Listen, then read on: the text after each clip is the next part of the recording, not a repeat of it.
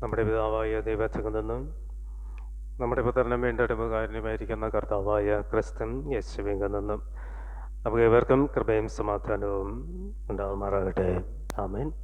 മർക്കോസിൻ്റെ സുവിശേഷം 6-ാമത്തെ അധ്യായം അതിൻ്റെ 5-ാമത്തെ വാക്യം. ഏതാനും ചില രോഗികളുടെ മേൽ കൈവച്ച് സൗഖ്യം വരുത്തിയത് അല്ലാതെ അവിടെ വീര്യപ്രവൃത്തി ഒന്നും ചെയ്യുവാനായി കഴിഞ്ഞില്ല.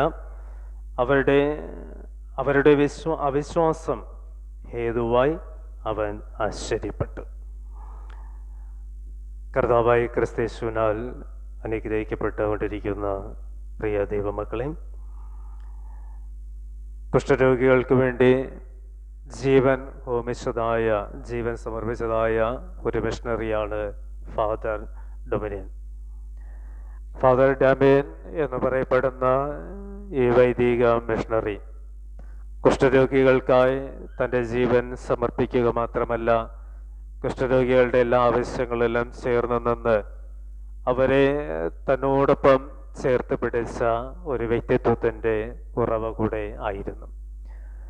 അദ്ദേഹത്തിൻ്റെ ശുശ്രൂഷ മേഖലകളിൽ അദ്ദേഹം പ്രവർത്തിച്ചത് കുഷ്ഠരോഗികളെ ഒന്ന് മാറ്റി നിർത്തുകയല്ല, തൻ്റെ ശരീരത്തെ പോലെ കണ്ട് ആ കുഷ്ഠരോഗികളുടെ ശരീരത്തെ പരിചരിക്കുകയും അവർക്ക് ഭക്ഷണം നൽകുകയും അവരെ കുളിപ്പിക്കുകയും അവരെ പുതിയ വസ്ത്രങ്ങൾ ധരിപ്പിക്കുകയും അവരുടെ വേദനകളിൽ അസ്വസ്ഥമായി കൂടെ ഇരിക്കുകയും ചെയ്ത ഒരു മനുഷ്യൻ കൂടെ ആയിരുന്നു.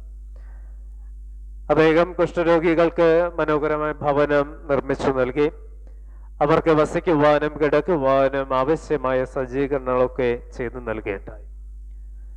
എങ്കിലും അദ്ദേഹം തൻ്റെ അന്തി ഉറങ്ങുന്നത്, തൻ്റെ സന്ധ്യാസമയത്ത് വിശ്രമം പ്രാപിക്കുന്നത് ഒരു മരത്തണലിൽ, മരത്തിൻ്റെ ചുവട്ടിൽ ആയിരുന്നു.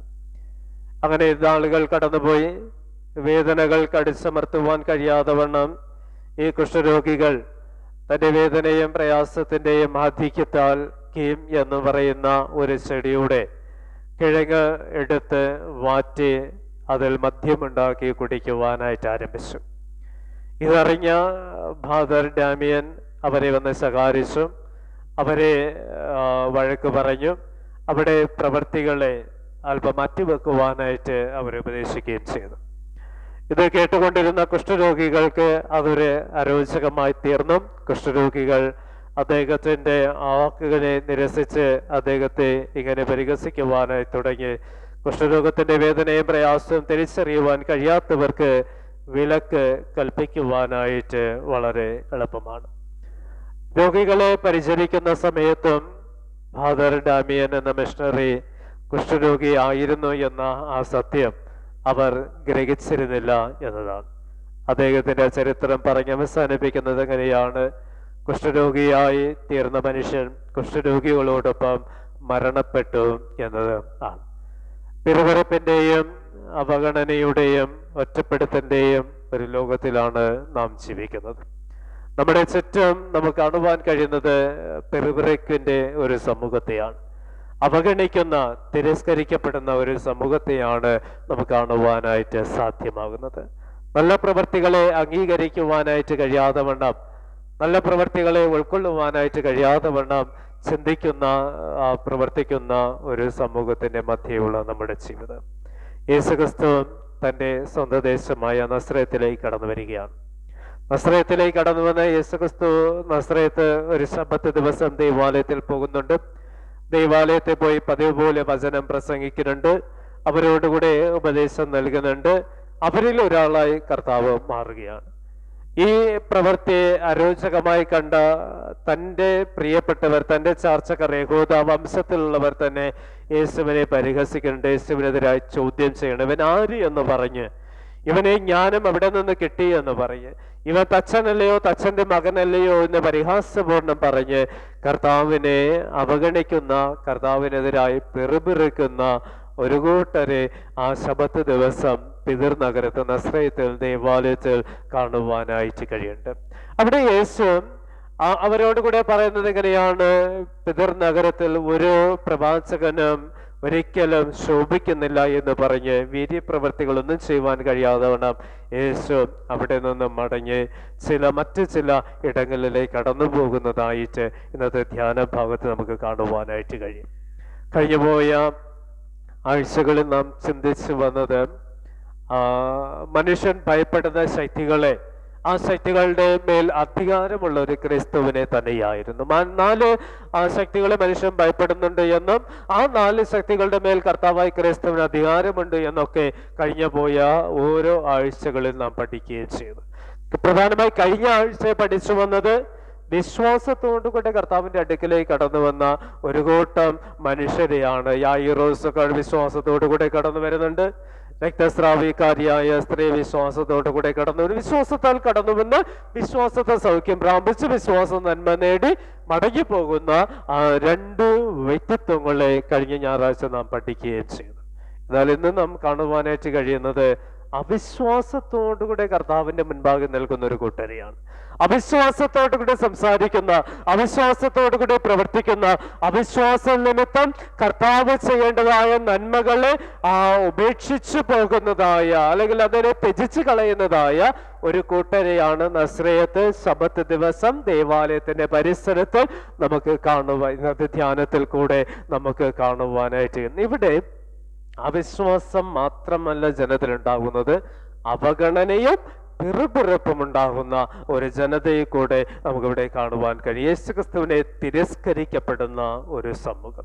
തിരസ്കരണത്തിന്റെ മധ്യേ യേശുക്രിസ്തുവിനെ കരുതുന്നൊരു ദൈവമുണ്ട് എന്ന്, തന്റെ ജനത്തെ കരുതുന്ന ഒരു ദൈവമുണ്ട് എന്ന ഒരു ഓർമ്മപ്പെടുത്തൽ കൂടെയാണ് വേദപുസ്തകം വളരെ വ്യക്തമായി നമുക്ക് നൽകുന്നത്. ഇന്ന് വായിച്ചു കേട്ട 3 ധ്യാന ഭാഗത്തിലേക്ക് നാം ഒന്ന് കടന്നു വരുമ്പോൾ തിരസ്കരണത്തിന്റെ ഒരു പ്രവൃത്തി നമുക്ക് അവിടെ കാണുവാൻ കഴിയും. പ്രവാചകന്റെ ജീവിതത്തിൽ തിരസ്കരണം ഉണ്ടാകുന്നുണ്ട്. അപ്പോസ്തലനായ പൗലോസിന്റെ ജീവിതത്തിൽ തിരസ്കരണം ഉണ്ടാകുന്നുണ്ട്.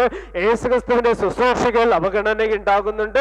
അവിടെയൊക്കെയും ആ പ്രതികൂലമാകുന്ന സാഹചര്യത്തിന്റെ മധ്യം കരുതുന്ന ഒരു ദൈവത്തിന്റെ കരുതലിനെയാണ് പ്രധാനമായി വേദപുസ്തകം ഇന്ന് നമ്മോട് വരച്ചു കാണിക്കുന്നത്. 3 ചിന്തകളിൽ കൂടെ നമുക്ക് വളരെ വേഗം ഓടിപ്പോകാം. ഇന്നത്തെ ധ്യാനം പഠിപ്പിക്കുന്ന 3 ചിന്തകൾ. 1, ക്രിസ്തീയ ജീവിതം സാമൂഹികമായ അവഗണനകൾ നിറയപ്പെടുന്നൊരു ജീവിതമാണ്. ക്രിസ്തീയ ജീവിതം സാമൂഹികമാകുന്ന അവഗണനകളാൽ നിറയപ്പെടുന്ന ഒരു ജീവിതം തന്നെയാണ്. യെഹെസ്കേൽ പ്രവാചകനെ ദൈവം വിളിക്കുകയാണ്. തൻ്റെ ജനത്തെ വീണ്ടെടുക്കുവാനും തൻ്റെ ജനത്തോടുകൂടെ ഉപദേശം നൽകുവാനും തൻ്റെ ജനത്തിന് വേണ്ടി പ്രവർത്തിക്കുവാനും ആണ് യെഹെസ്കേൽ പ്രവാചകനെ ദൈവം വീണ്ടെടുക്കുന്നത്. അവിടെ ഇന്ന് വായിച്ചു കേട്ട യെഹെസ്കേൽ പ്രവാചകന്റെ പുസ്തകം 2-ാം അധ്യായം 1 മുതൽ 5 വരെയുള്ള വാക്യങ്ങൾ വായിച്ചത് ഇങ്ങനെയാണ്: മനുഷ്യപുത്ര, ഞാൻ നിന്നെ അയക്കുന്നുണ്ട് സംസാരിക്കുവാനായിട്ട്, പ്രവർത്തിക്കുവാനായിട്ട് ഇസ്രായേൽ ജനത്തിന്റെ അടുക്കലേക്ക് അയക്കുന്നുണ്ട്. ഇസ്രായേൽ ജനം ഇപ്പോൾ ബാബേൽ പ്രവാസത്തിന്റെ കീഴിലാണ്. അവർ ഒരു അടിമത്വത്തിലാണ്. അവരുടെ അടുക്കലേക്ക് ബാബേൽ പ്രവാസത്തിന്റെ കീഴിലായിരിക്കുന്ന, അടിമത്വത്തിലായിരിക്കുന്ന ജനത്തിന്റെ അടുക്കലേക്ക് ഞാൻ നിന്നെ അയക്കുന്നുണ്ട് എന്ന് പറയുമ്പോൾ ആ ജനത്തിന്റെ സ്വഭാവത്തെ ദൈവം വെളിപ്പെടുത്തുന്നത് എങ്ങനെയാണ്? അവർ എന്നോടുകൂടെ, മനുഷ്യപുത്ര, അവർ എന്നോടുകൂടെ മത്സരിക്കുന്ന മത്സരാർത്ഥികളായാണ് ഇസ്രായേൽ മക്കളുടെ അടുക്കലേക്ക് ഞാൻ നിങ്ങളെ അയക്കുന്നു. അവർ ധാർഷ്ട്യവും ദുശാഠ്യവും ഉള്ളവർ അത്രേ അവരുടെ അടുക്കിലേക്കാണ് ഞാൻ അയക്കുന്നത്. നോക്കുക, ഇവിടെ കാണുവാൻ കഴിയുന്നത് പ്രവാചകനെയാണ് ദൈവം അയക്കുന്നത്. പ്രവാചകൻ അയക്കുന്ന ഇസ്രായേൽ ജനത്തിന്റെ അടുക്കിലേക്കാണ്. ഇസ്രായേൽ ജനം അവരെ ഫറവോന്റെ അടുക്കൽ നിന്ന് വിളിച്ചുകൊണ്ട് ഒരു നാൾ മുതൽ നാം ഒന്ന് പഠിക്കുകയാണെങ്കിൽ അവർ അവഗണനയോടുകൂടെ കടന്നു വന്നവരാണ്. മരുഭൂമിയിൽ മുഴുവനും പിറുപിറുപ്പും ദൈവത്തെ അവഗണിക്കുന്ന സ്വഭാവം, ധാർഷ്ട്യവും ദുശാഠ്യതയുമുള്ള, ഭക്ഷണം കിട്ടിയിട്ടല്ലാതെ മുന്നോട്ട് പോകത്തില്ല എന്ന് പറയുന്ന സ്വഭാവം, ദാഹജലം കിട്ടിയിട്ടല്ലാതെ മുന്നോട്ട് പോകില്ല എന്ന് പറയുന്ന സ്വഭാവം, ദൈവീകമായ സംസർഗം അനുഭവിച്ചിട്ട് പോലും പിറുപിറുക്കാണ്. നീ എന്തിന് ഞങ്ങൾ എവിടെ കൊണ്ടുവന്നു? മരിക്കുവാനായിട്ടാണോ? കൊല്ലുവാനായിട്ടാണോ? നശിക്കുവാനായിട്ടാണോ? ആ ഫറവോന്റെ കീഴിലായിരുന്നപ്പോൾ ഞങ്ങൾക്ക് ഒന്നിനും കുറവില്ലെന്ന് ഭക്ഷണമുണ്ടായിരുന്നു, പീഡനമായിരുന്നെങ്കിൽ ഞങ്ങൾക്ക് ഭക്ഷണം അവിടെ ഉണ്ടായിരുന്നു എന്ന് പറയപ്പെടുന്ന പിറുപിറുപ്പ് ആരംഭകാലം മുതൽ അവർക്ക് ഉണ്ടായിരുന്നു. എന്നാൽ അവർ ഫറവോന്റെ കീഴിൽ നിന്നും വിടുവിച്ച ദൈവം കനാൻ ദേശത്തെ കൊണ്ടുവരുന്നു. അവിടെ കയ്യിലിരിപ്പ് പ്രവർത്തികൾ നിമിത്തം അവർ വീണ്ടും ബാബേൽ പ്രവാസത്തിലേക്ക്, അടിമത്വത്തിലേക്ക് വഴുതി വീഴുന്നു. അവിടെയും അവർ ദുശാഠ്യമുള്ള ജനമാകുകയാണ്. മത്സരാർത്ഥികളാകുന്ന ജനമാകുകയാണ്. ദൈവത്തോടുകൂടെ അവർ മത്സരിക്കുന്നത് ജനതയോടുകൂടെയല്ല, വ്യക്തികളോടുകൂടെയല്ല, ദൈവത്തോടുകൂടെ അവർ മത്സരിക്കുകയാണ്. ദൈവത്തിനെതിരായുള്ള ഒരു മത്സരം എന്ന് പറയുമ്പോൾ അവഗണനയോടുകൂടെ ദൈവത്തെ നോക്കിക്കാണുന്ന, പെറുപെറുപ്പോടുകൂടെ ദൈവത്തെ നോക്കിക്കാണുന്ന ഒരു ജനം. ആ ജനത്തിന്റെ അടുക്കലേക്ക്, ഇസ്രായേൽ ജനത്തിന്റെ അടുക്കലേക്ക് യെഹെസ്കേൽ പ്രവാചകനെ ദൈവം അയക്കുകയാണ്. അയക്കുമ്പോൾ മുന്നറിയിപ്പ് ദൈവം കൊടുക്കുകയാണ്. അവർ എങ്ങനെയുള്ളവരാണ്? എനിക്കെതിരായി പെറുപെറുക്കുന്നവരാണ്, എന്നെ അവഗണിക്കുന്നവരാണ്, തിരസ്കരിക്കുന്നവരാണ്, ദുശാഠ്യമുള്ളവരാണ്, ധാർഷ്ട്യമുള്ളവരാണ്. അവിടെ അടുക്കിലേക്ക് ഞാൻ നിന്നെ അയക്കുന്നുണ്ട് എന്ന് പറഞ്ഞ് കർത്താവ് ആ യെഹെസ്കേൽ പ്രവാചകനെ അയക്കുമ്പോൾ യെഹെസ്കേൽ പ്രവാചകൻ കടന്നു പോകുന്നുണ്ട്. യെഹെസ്കേൽ പ്രവാചകൻ പീഡനങ്ങൾ അനുഭവിക്കുന്നുണ്ട്. യെഹെസ്കേൽ പ്രവാചകൻ തിരസ്കരിക്കപ്പെടുകയാണ്. തുടർന്ന് വാക്യങ്ങൾ വായിക്കുമ്പോൾ ഇസ്രായേൽ ജനത്തിൽ നിന്ന് ഒത്തിരി പീഡനങ്ങൾ അനുഭവിക്കുക. അപ്പോ അവിടെ നമുക്ക് കാണുവാൻ കഴിയുന്ന ക്രിസ്തീയ ജീവിതം, ക്രൈസ്തവ ജീവിതം എന്ന് പറയുന്നത് സാമൂഹികമാകുന്ന നിന്ദകൾ അനുഭവിക്കപ്പെടുന്ന, അവഗണന അനുഭവിക്കപ്പെടുന്ന ഒരു ജീവിതം തന്നെയാണ്. ക്രിസ്തുവിന്റെ ജീവിതം നോക്കുക. അവിടെ ക്രിസ്തു കടന്നു വന്ന സ്വന്തം പട്ടണത്തിലേക്കാ, ചാർച്ചക്കാരുടെ അടുക്കിലേക്കാ, തൻ്റെ പ്രിയപ്പെട്ടവരുടെ അടുക്കിലേക്ക്, തൻ്റെ സമുദായക്കാരുടെ അടുക്കിലേക്കാണ് കർത്താവ് കടന്നു വരുന്നത്. അവിടെയും കർത്താവിനെ അവർ അവഗണിക്കുകയാണ്. അവഗണിക്കുന്ന എങ്ങനെയാണ്? ഇവൻ ആരെന്ന് ചോദിച്ചിട്ട്, ചോദ്യങ്ങൾ ഉന്നയിച്ചിട്ട് അവഗണിക്കുന്ന ഒരു കൂട്ടത്തിന്റെ അടുക്കൽ കർത്താവ് നിൽക്കുമ്പോൾ വചനം പഠിപ്പിക്കുന്നത് ക്രിസ്തീയ ജീവിതം എന്ന് പറയുന്നത് സാമൂഹികമാകുന്ന അവഗണനകൾ കൊണ്ട് നിറയപ്പെടുന്ന ഒരു ജീവിതം തന്നെയാണ്. പൗലോസ് അപ്പോസ്തലൻ 2 കൊരിന്ത്യർക്ക് ലേഖനം അതിന്റെ 12-ാമത്തെ 10-ാമത്തെ വാക്യത്തിൽ ഇങ്ങനെ, ഞാൻ ഞെരുക്കം അനുഭവിക്കുകയാണ്, ക്രിസ്തു നിമിത്തം ഞാൻ ബലഹീനത അനുഭവിക്കുകയാണ്, ക്രിസ്തു നിമിത്തം ഞാൻ പീഡിക്കപ്പെടുകയാണ്, ക്രിസ്തു നിമിത്തം ഞാൻ വേദന അനുഭവിക്കുകയാണ്, എങ്കിലും കർത്താവ് എന്നോട് കൂടെ, എന്റെ കൃപ നിനക്ക് മതി. ദൈവം നൽകിയ ആ ശൂലം എന്നെ നീങ്ങിപ്പോകുവാൻ 3 പ്രാവശ്യം പൗലോസ് അപ്പോസ്തലൻ പ്രാർത്ഥിക്കുകയാണ്. ആ 3 പ്രാവശ്യം പ്രാർത്ഥിക്കുമ്പോൾ ഒരേ ശബ്ദമാ പൗലോസ്, എന്റെ കൃപ നിനക്ക് മതി, ബലഹീനതയിൽ പെരുകി വരുവാനായിട്ട്, ശക്തിപ്പെടുവാനായിട്ട് എന്റെ കൃപ നിനക്ക് മതി എന്ന് പറയപ്പെടുന്ന ദൈവവചന ശക്തിയോടുകൂടെ പൗലോസ് യാത്ര ചെയ്യുകയാണ് ചെയ്യുന്നത്. അപ്പോൾ ജീവിതത്തെ, ക്രിസ്തീയ ജീവിതത്തെ പീഡനങ്ങളുണ്ട്, അവഗണനകളുണ്ട്. ഇന്ന് നമ്മുടെ ജീവിതം നാം നോക്കുക. അവഗണിക്കപ്പെടുന്നൊരു സമൂഹമാണ് ക്രൈസ്തവ സമൂഹം. ആനുകൂല്യങ്ങൾ, സംവരണങ്ങൾ നഷ്ടമാകുകയാണ് സമൂഹത്തിൽ.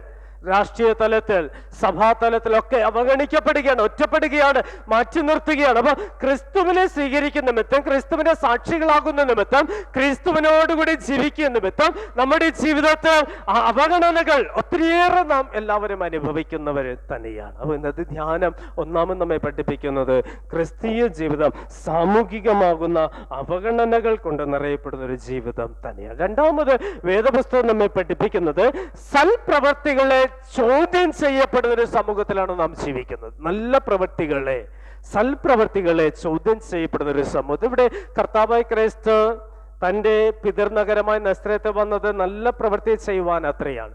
വചനം പറയുവാനും, ഉപദേശിക്കുവാനും, രോഗികൾക്ക് സൗഖ്യം കൊടുക്കുവാനും, വിടുതൽ നൽകുവാനും, അത്ഭുതങ്ങൾ അങ്ങനെ നല്ല നല്ല നല്ല പ്രവൃത്തികൾ ചെയ്യുവാനായിട്ട് യേശു തൻ്റെ ജനത്തിന്റെ അടുക്കലേക്ക് വന്നത്. പക്ഷേ തൻ്റെ ജനത്തിന്റെ അടുക്കലേക്ക് വരുമ്പോൾ ഉണ്ടാകുന്ന അനുഭവം എന്താണ്? ചോദ്യം ചെയ്യുകയാണ്. എന്താണ് അവിടെ ചോദ്യം ചെയ്യുന്നത്? ഇവൻ ആര് എന്ന് അവിടെ ചോദിക്കുകയാണ്. ഇവന് ജ്ഞാനവും ഈ വിവേകവും എവിടെ നിന്ന് കിട്ടി? ഇവൻ തച്ചനല്ലയോ? ഇവന്റെ സഹോദരങ്ങളും സഹോദരിമാരും തങ്ങളോടുകൂടെ ഇല്ലയോ എന്നൊക്കെ പറഞ്ഞ് ചോദ്യം ചെയ്ത് അവന്റെ പ്രവൃത്തികളെ നിന്ദിക്കുന്ന, അവന്റെ വാക്കുകളെ, അവന്റെ ഉപദേശത്തെ ഉപേക്ഷിക്കുന്ന ഒരു കൂട്ടർ ഇവിടെ വേദപുസ്തകത്തിൽ നമ്മോടുകൂടെ കാണുവാൻ കഴിയുന്നുണ്ട്. ഇന്ന് നമ്മുടെ സമൂഹത്തിൽ കാണുവാൻ കഴിയുന്ന ചോദ്യം ചെയ്യുന്ന നല്ല പ്രവൃത്തികളെ ചോദ്യം ചെയ്യുന്ന ഒരു കൂട്ടരെ നമ്മുടെ സമൂഹത്തിൽ, നമ്മുടെ സമാജ ജീവിതത്തിലായിരുന്ന, രാഷ്ട്രീയ ജീവിതത്തിലായ, സാമൂഹിക ജീവിതത്തിലായിരുന്നാലൊക്കെ നമുക്ക് കാണുവാനായിട്ട് സൽപ്രവർത്തികളെ ചോദ്യം ചെയ്ത് പ്രവർത്തനങ്ങൾക്ക് വിപരീതമായി ചിന്തിക്കുകയും പ്രവർത്തിക്കുകയും ചെയ്യുന്ന ഒരു സമൂഹം. നമ്മോട് നാം ചോദിക്കുക, സൽപ്രവൃത്തികളെയാണോ ചോദ്യം ചെയ്യുന്നത്, അത് തിന്മകളുടെ പ്രവൃത്തികളെ ആണോ? നാം ചോദ്യം ചെയ്യപ്പെടുന്ന തിന്മകളുടെ പ്രവൃത്തികളെയാണ്. തിന്മകൾക്കെതിരായി എതിർത്ത് നിൽക്കുവാനായിട്ടുള്ള ശക്തിക്ക് വേണ്ടിയിട്ട് നാം ചോദ്യം ചെയ്യപ്പെടുന്നത്, അല്ലെങ്കിൽ ശക്തിക്ക് വേണ്ടിയിട്ട് നാം നിലകൊള്ളേണ്ടത്. നമ്മുടെ ചോദ്യം ചെയ്യലൊക്കെ സൽപ്രവൃത്തികൾക്കായിട്ടല്ല, നല്ല പ്രവൃത്തികൾക്കായിട്ടല്ല, തിന്മ പ്രവൃത്തികൾക്കായും അന്ധകാര പ്രവൃത്തികൾക്ക് എതിരായുമുള്ള ചോദ്യം ചെയ്യലിന്റെ അനുഭവങ്ങൾ നമ്മുടെ ജീവിതത്തിൽ ഉണ്ടാകണമെന്ന് തന്നെയാണ്. യേശുക്രിസ്തുവിന്റെ ജീവിതത്തിൽ ഒക്കെയും ചോദ്യം ചെയ്യപ്പെടുന്ന അനുഭവം നല്ല പ്രവൃത്തികൾക്കെതിരായിട്ടായിരുന്നു. കുഷ്ഠരോഗികൾക്ക് സൗഖ്യം കൊടുത്തപ്പോൾ യേശുക്രിസ്തുവിനെ ചോദ്യം ചെയ്തു. ശബത്ത് രോഗികൾക്ക് വിടുതൽ നൽകിയപ്പോൾ യേശുക്രിസ്തുവിനെ ശബത്തിൽ എന്തിനാണ് സൗഖ്യം കൊടുത്തു എന്ന് ചോദിക്കുകയാണ്. നല്ല പ്രവൃത്തികളാണ് ക്രിസ്തു ചെയ്തത്. ശബത്തിൽ ചെയ്തതായ ആ പ്രവർത്തികളെ ചോദ്യം ചെയ്യപ്പെടുന്ന ഒരു സമൂഹത്തിന്റെ മധ്യേ ക്രിസ്തു ജീവിക്കുമ്പോൾ, അവഗണനയുടെയും തിരസ്കരണത്തിന്റെ മധ്യേ ജീവിക്കപ്പെടുമ്പോൾ, പ്രിയമുള്ളവരെ, ഇന്നത്തെ വചനം പഠിപ്പിക്കുന്നത് നല്ല പ്രവർത്തികളെ ദൈവികമായ പ്രവർത്തികളായി നോക്കിക്കാണുവാനായിട്ട്, നല്ല പ്രവൃത്തികൾ, ദൈവത്തിന്റെ മഹത്വത്തിന്റെ പ്രവൃത്തികളെ നോക്കിക്കാണുവാനായിട്ട് കഴിയണമെന്ന ഒരു ഓർമ്മപ്പെടുത്തൽ ഇന്നത്തെ ധ്യാനം നമുക്ക് നൽകണം. മൂന്നാമത് നമുക്ക് കാണുവാൻ കഴിയുന്നത് അവഗണനയുടെയും അല്ലെങ്കിൽ ചോദ്യം ചെയ്യലുടെയും ആ ഒരു ജീവിതം എന്നിൽ ഉണ്ടാകുമ്പോൾ ഒത്തിരിയേറെ നഷ്ടങ്ങളിൽ കൂടി നാം കടന്നു പോകേണ്ടതായിട്ടുണ്ട്. അവഗണന, ചോദ്യം ചെയ്യലുകൾ നന്മകൾക്ക് അത് വലിയ തടസ്സമായി തീരുന്നു എന്നത് തന്നെയാണ്. നമ്മുടെ ജീവിതത്തിൽ നന്മകൾക്കൊരു തടസ്സം അവഗണനയാണ്, തിരസ്കരണമാണ്, വെറുപിറുപ്പാണ്. ഇസ്രായേൽ ജനത്തിനെ നോക്കുക. ഇസ്രായേൽ ജനത്തിന്റെ ജീവിതത്തിൽ എന്തുകൊണ്ടാണ് ദൈവം വിഷസർപ്പത്തെ അയച്ചത്? അവിടെ പിറുപിറുപ്പാണ്. ആ വിഷസർപ്പത്തെ അയച്ചപ്പോൾ അവർ നന്മകളല്ല അവർ അനുഭവിക്കുന്നത്, ശിക്ഷകളാ, ദോഷങ്ങളാ, മരണമാണ് അവർ അനുഭവിക്കുന്നത്. പൈശാചിക ശക്തിയിലേക്ക് അവർ വീഴ്ന്നു പോയപ്പോൾ, പിറുപിറുപ്പിന്റെയും തിരസ്കരണത്തിന്റെയും ദൈവികതയുടെ ആ ഒരു മനോഭാവത്തെ എതിർത്ത് കളഞ്ഞപ്പോൾ അവർ വീഴ്ന്നു പോകുന്ന മരണത്തിലേക്കാണ്. വിഷസർപ്പം അവരെ കടിച്ചവർ കൊല്ലുകയാണ്. അപ്പൊ ആ മരണത്തിന്റെ അനുഭവത്തിലേക്ക് അവർ വീഴ്ന്നു പോകാൻ കാരണം അവരുണ്ടാകുന്ന തിരസ്കരണം, അവരുണ്ടാകുന്ന അവഗണന, ചോദ്യം ചെയ്യലുകൾ, നന്മകൾക്ക് എതിരായുള്ള തിന്മയിലേക്ക് അവർ കടന്നു പോവുകയാണ്. ഇവിടെ വായിച്ച യേശുക്രിസ്തുവിന്റെ ആ ഒരു പ്രവൃത്തി വായിച്ചു നോക്കുക. യേശുക്രിസ്തു അവർ ചോദ്യം ചെയ്യപ്പെടും, അവഗണനയുടെ അനുഭവം ഉണ്ടാകുമ്പോൾ ഇവിടെ വചനം പറഞ്ഞ ഏതാനും ചില രോഗികളുടെ മേൽ കൈവച്ച് സൗഖ്യം വരുത്തിയതല്ലാതെ അവിടെ വീര്യപ്രവർത്തികൾ ഒന്നും ചെയ്തില്ല. അവിടെ അവിശ്വാസം നിമിത്തം നന്മകൾ അവർക്ക് നഷ്ടമായി പോയി എന്ന് തന്നെയാണ്. അവഗണന അല്ലെങ്കിൽ ചോദ്യം ചെയ്തതിൽ നന്മയ്ക്ക് ഒത്തിരിയേറെ തടസ്സമുണ്ടാകുന്നതാണ്. നന്മകൾക്ക് തടസ്സം നൽകുന്ന രണ്ട് അവസ്ഥകളുണ്ട്. ഒന്ന്, ഉൾക്കൊള്ളുവാൻ കഴിയാത്ത അവസ്ഥയാണ്, അംഗീകരിപ്പാനായിട്ട് കഴിയാത്ത അവസ്ഥ. നന്മകളെ അംഗീകരിപ്പാൻ, സൽപ്രവർത്തികളെ അംഗീകരിപ്പാൻ കഴിയാത്ത അവസ്ഥ നന്മകൾക്ക് തടസ്സം നിൽക്കും. രണ്ട്, നന്മകൾക്ക് തടസ്സം നിൽക്കുന്ന രണ്ടാമത്തെ അവസ്ഥ എന്ന് പറഞ്ഞാൽ അവിശ്വാസമാണ്. അവിശ്വാസം നമുക്കറിയാം വിശ്വാസത്തിനെതിരായ പ്രവൃത്തികളാണ്. കർത്താവിൻ്റെ ശിഷ്യന്മാരുടെ അടുക്കലേക്ക് ഒരു കൂട്ടം മനുഷ്യർ മനുഷ്യരെ കൊണ്ട് രോഗികളെ കൊണ്ടുവരികയാണ്. അപ്പോൾ രോഗികളെ കൊണ്ടുവരുമ്പോൾ അവർക്ക് സൗഖ്യം കൊടുക്കുവാൻ കഴിയുന്നില്ല. എന്തുകൊണ്ടാണ് തങ്ങൾക്ക് അതിന് കഴിയില്ല എന്ന് യേശുക്രിസ്തുവിനോട് കൂടെ ശിഷ്യന്മാർ ചോദിക്കുമ്പോൾ ശിഷ്യന്മാരോട് കൂടെ യേശുക്രിസ്തു ഇങ്ങനെ പറയുന്നത്, നിങ്ങളുടെ അവിശ്വാസം നിമിത്തമത്രേ. അപ്പൊ അവിശ്വാസം എന്നിൽ ഉണ്ടാകുമ്പോൾ നഷ്ടമായിത്തീരുന്നത് നന്മ നിറയപ്പെടുന്ന ജീവിതമാണ്, ദൈവികതയുടെ ജീവിതമാണ്, ദൈവികതയുടെ പ്രവൃത്തികളാണ് എന്ന് നഷ്ടമായി തീരും. അപ്പൊ അവിശ്വാസവും ഉൾക്കൊള്ളുവാൻ കഴിയാത്ത അവസ്ഥകളും എന്നിൽ ഉണ്ടാകുമ്പോൾ എൻ്റെ ജീവിതത്തെ തടസ്സമായി നിൽക്കുന്നത് ദൈവികമായ നന്മകളെ തന്നെയാണ്. ഇന്നും നമ്മുടെ ജീവിതത്തിൽ കാണുവാൻ കഴിയുന്നു, ഉൾക്കൊള്ളുവാൻ കഴിയുന്നില്ല. അവിശ്വാസത്തിന് നിമിത്തം നല്ലതിനെ നല്ലതായി നോക്കുവാൻ കഴിയുന്നില്ല. അവിടെ ചോദ്യം ചെയ്യപ്പെടുന്ന അനുഭവം, ആ നല്ലതിനെ ഉൾക്കൊള്ളുവാനായിട്ട് കഴിയുമ്പോൾ മാത്രമേ നമ്മുടെ വിശ്വാസ ജീവിതത്തിൽ നന്മകളെ, ദൈവികമായ മഹത്വത്തിന്റെ നന്മകളെ ഒന്ന് സ്വന്തമാക്കുവാനായിട്ട് കഴിയും. വിശ്വാസത്തോടുകൂടെ നമുക്ക് കർത്താവിന്റെ സന്നിധി നമുക്ക് നിൽക്കാം. വിശ്വാസത്തോടുകൂടെ ധീരമായി ഉറച്ച വിശ്വാസം. കഴിഞ്ഞ ആഴ്ചയിൽ ഞാൻ ധ്യാനിക്കുമ്പോൾ പറഞ്ഞ രണ്ടാമത്തെ ചിന്ത, അചഞ്ചലമായ വിശ്വാസത്തോടു കൂടെ കർത്താവിൻ്റെ അടുക്കലേക്ക് വരണമെന്ന്. ചഞ്ചലപ്പെടുത്താതെയുള്ള വിശ്വാസത്തോട്, സ്ഥിരതയുടെ വിശ്വാസത്തോടു കൂടെ കർത്താവിൻ്റെ അടുക്കലേക്ക് എന്ന ആ സ്ത്രീ വന്നത് അചഞ്ചലമായ വിശ്വാസത്തോടു കൂടെയാണ്. യായിറോസ് വന്നത് അചഞ്ചലമായ വിശ്വാസത്തോടു കൂടിയാ. ഇയ്യോബ് തൻ്റെ ജീവിതത്തെ അവസാനം വരെ അനുഭവിച്ചത് അചഞ്ചലമായ വിശ്വാസത്തോടു കൂടെ തന്നെയാണ്, ഉൾക്കൊള്ളുന്ന വിശ്വാസത്തോടു കൂടെ തന്നെയാണ്. അവിടേക്ക് അവർ നന്മ അനുഭവിക്കുകയാണ്. യായിറോസിന്റെ മകൾ മരണപ്പെട്ടു എന്ന് പറയുമ്പോഴും കർത്താവ് അവന്റെ വിശ്വാസം കണ്ടിട്ട് അവന്റെ ഭവനത്തിൽ പോയി ആ മരണപ്പെട്ടു പോയ മകൾ ഉറങ്ങുകയാണ് എന്ന് പറഞ്ഞ് ഉറക്കത്തുനിന്ന് കർത്താവ് അവളെ വിളിപ്പിക്കുകയാണ്. അപ്പൊ തനി കർത്താവിന്റെ വസ്ത്രത്തിന്റെ തൊങ്ങലെങ്കിലും തൊട്ടാൽ എനിക്ക് സൗഖ്യം കിട്ടുമെന്ന് പറഞ്ഞു വന്നതായ ആ സ്ത്രീയെ കണ്ടിട്ട് കർത്താവ് പറയുന്നത് എങ്ങനെയാണ്, നിന്റെ വിശ്വാസം നിന്നെ രക്ഷിച്ചിരിക്കുന്നു. അചഞ്ചലമായ വിശ്വാസം നിന്നെ രക്ഷിച്ചു. നന്മകൾ അനുഭവിക്കുവാനായിട്ട് കഴിയുന്ന അചഞ്ചലമായ വിശ്വാസം, ഉൾക്കൊള്ളുവാൻ കഴിയുന്ന വിശ്വാസം, സൽപ്രവർത്തികൾ അംഗീകരിക്കുവാൻ കഴിയുന്ന ഒരു വിശ്വാസം എനിക്കുണ്ടാകുമ്പോൾ മാത്രമേ നന്മകൾ, ദൈവികമായ നന്മകളെ ഉൾക്കൊള്ളുവാൻ കഴിയത്തുള്ളൂ. പ്രിയമുള്ളവരെ, ആ ഒരു വിശ്വാസം എങ്ങനെയാണ് ഉൾക്കൊള്ളുവാനായിട്ട് കഴിയുക? ആ ഒരു വിശ്വാസം എങ്ങനെയാണ് സ്വീകരിപ്പാനായിട്ട് കഴിയുക? ആ ഒരു വിശ്വാസം എനിക്ക് സ്വീകരിക്കുവാനായിട്ട് കഴിയുന്നത് വിശുദ്ധ സാക്രമെന്റിൽ കൂടെയാണ്. വിശുദ്ധ സ്നാനമായിരുന്നാലും തിരുവത്താഴമായിരുന്നാലും എനിക്ക് നൽകപ്പെടുന്ന ദൈവത്തോടുള്ളൊരു വിശ്വാസ ബന്ധമാണ്. എന്തിനാണ് തിരുവത്താഴത്തിലേക്ക് നാം വരുന്നത്? നമുക്കൊരു വിശ്വാസമുണ്ട്, ഞാൻ അനുഭവിക്കുന്ന ഈ സാക്രമെന്റിനാൽ എൻ്റെ പാപം കർത്താവ് ക്ഷമിക്കും, നിത്യജീവനും പാപമോചനവും ജീവനും രക്ഷയൊക്കെ എനിക്ക് നൽകുമെന്നൊരു വിശ്വാസം. ഈ വിശ്വാസം എനിക്കുണ്ടാകുമ്പോൾ മാത്രമേ ഞാൻ അനുഭവിക്കുന്ന ഈ സാക്രമെന്റിന്റെ നന്മ അത് പ്രയോജനപ്പെടുത്തുവാനായിട്ട്, അത് ഉൾക്കൊള്ളുവാൻ നമുക്ക് കഴിയത്തുള്ളൂ. അപ്പോൾ കർത്താവിൻ്റെ അടുക്കലേക്ക് വരേണ്ട വിശ്വാസത്തോടുകൂടെ. അവിശ്വാസം വെടിഞ്ഞു. ഇവിടെ കർത്താവ് തന്നെ പറയുന്നതാണ്, അവിടെ അവിശ്വാസം ഹേതുവായി കർത്താവ് ആശ്ചര്യപ്പെട്ടു. വിശ്വാസം നിമിത്തമുണ്ടാവുന്ന ആശ്ചര്യമല്ല, അവിശ്വാസം നിമിത്തമുണ്ടാവുന്ന ആശ്ചര്യം. എല്ലാവിധമായി നന്മകൾ നൽകുവാൻ തന്റെ പിതർ പട്ടണത്തിലേക്ക് കടന്നു വന്ന കർത്താവിനെ അവിശ്വാസത്തോടുകൂടെ നോക്കിക്കാണുന്ന ജനത, അവന്റെ വചനത്തെ അവിശ്വാസത്തോടുകൂടെ നോക്കിക്കാണുന്ന ജനത, ആ ജനതയുടെ അവിശ്വാസം കണ്ടിട്ട് കർത്താവ് അവിടെ നിന്ന് വാങ്ങിപ്പോയെന്ന് തിരുവചനം പറയുകയാണ്. അവഗണനയല്ല എൻ്റെ ജീവിതത്തിൽ ഉണ്ടാകേണ്ടത്. ചോദ്യം ചെയ്യപ്പെടുന്ന നന്മകൾക്ക് സൽപ്രവർത്തികൾക്ക് ചോദ്യം ചെയ്യപ്പെടുന്ന അനുഭവങ്ങളല്ല എന്നിൽ ഉണ്ടാകേണ്ടത്. നന്മകൾക്ക് കൂട്ടുനിൽക്കുവാനുള്ള പ്രവൃത്തി, വിശ്വാസത്തോടുകൂടെ ചേർന്ന് നിൽക്കുവാനുള്ള പ്രവൃത്തി, ഉൾക്കൊള്ളുന്ന മനോഭാവത്തോടുകൂടി ചേർന്ന് നിൽക്കുവാനുള്ള ഒരു പ്രവൃത്തി പ്രിയമുള്ളവരെ നമുക്ക് ഉണ്ടാകണം. ദൈവത്തിലുള്ള വിശ്വാസം നമുക്കൊന്ന് മുറുകെ പിടിക്കാം. നന്മകളെ സ്വന്തമാക്കുന്ന, ദൈവികമായി കരുതുന്ന, പ്രതികൂലങ്ങളിലും നമ്മെ കരുതുന്ന ഒരു ദൈവം. എസ്കലിനോടുകൂടെ പറഞ്ഞത് തന്നെയാണ്, ഞാൻ നിന്നോട് കൂടെ ഉണ്ടാകും. പൗലോസ് അപ്പോസ്തലൻ കർത്താവ് പറഞ്ഞതാണ്, എൻ്റെ കൃപ നിനക്ക് മതി എന്നൊക്കെ പറഞ്ഞ് നമ്മുടെ ജീവിതത്തെ പ്രതിബന്ധതകളിൽ കൂടെ നിൽക്കുന്ന, പ്രതിസന്ധികളിൽ കൂടെ നിൽക്കുന്ന, നമ്മെ കരുതിക്കൊണ്ട് നമ്മെ കൂടെ നിൽക്കുന്ന ഒരു ദൈവമാണ് നമ്മുടെ ദൈവം. നമ്മെ കൈവിടുന്നവനല്ല, നമ്മെ ഉപേക്ഷിക്കുന്നവനല്ല, നമ്മെ തള്ളിക്കളയുന്നവനല്ല. പ്രിയമുള്ളവരെ, ആ ഒരു ദൈവത്തിൻ്റെ മുൻപാകെ ദൈവികമായ നന്മകൾക്ക് വേണ്ടി ഉൾക്കൊള്ളുന്ന മനോഭാവത്തോടും വിശ്വാസത്തിൻ്റെ മനോഭാവത്തോടും നമുക്കിടന്ന് കടന്നു വരാം. ആ കടന്നുവരവ് ശുദ്ധ ഹൃദയത്തോടുകൂടെ ആകട്ടെ, ശുദ്ധ മനസ്സുകളോടുകൂടെ ആകട്ടെ. എൻ്റെ ജീവിതത്തിലെ അശുദ്ധികളെ മാറ്റിവെച്ചുകൊണ്ട്, എൻ്റെ ഹൃദയത്തിൻ്റെ പാപാവസ്ഥകളെ മാറ്റിവെച്ചുകൊണ്ട് നമുക്ക് കർത്താവിൻ്റെ മേശയെങ്കിലേക്ക് കടന്നു വരാം. പത്രോസ് അപ്പോസ്തലൻ യേശുക്രിസ്തുവിൻ്റെ അടുക്കൽ വന്നു പറയുന്നത് ഇങ്ങനെയാണ്, പാപിയായ മനുഷ്യൻ, കർത്താവേ ഞാൻ പാപിയായ മനുഷ്യൻ.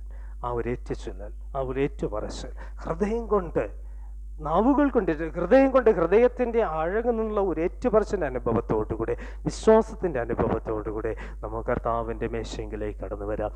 അവൻ എനിക്ക് നൽകുന്നത് പാപമോചനം, ജീവൻ, രക്ഷ. ആ ഒരു അനുഭവം സ്വന്തമാക്കിക്കൊണ്ട് പുതിയ ഉറവകളെ കണ്ടെത്തുന്ന അനുഭവങ്ങളായി, നന്മകളെ കണ്ടെത്തുന്ന അനുഭവങ്ങളായി, ദൈവീകമായ സൽപ്രവർത്തികൾ ഉൾക്കൊള്ളുന്ന ദൈവത്തിൻ്റെ ജനതകളായി തീരപ്പെടുന്ന അനുഭവങ്ങളിലൂടെ കടന്നു പോവുക. ദൈവത്തിൻ്റെ ആത്മാവ് നമ്മെ സഹായിക്കട്ടെ. സകല ബുദ്ധിയും കവിന്റെ സമാധാനം നമ്മുടെ ഹൃദയങ്ങളും നിലവിളയും ക്രിസ്തേശുകൾ കാത്തു പരിപാലിക്കുമാറാകട്ടെ. ആമേൻ. നമുക്ക് എഴുന്നേൽക്കാം. ധർമ്മശേഖര വാക്യങ്ങൾ പാടി പ്രാർത്ഥിക്കാം.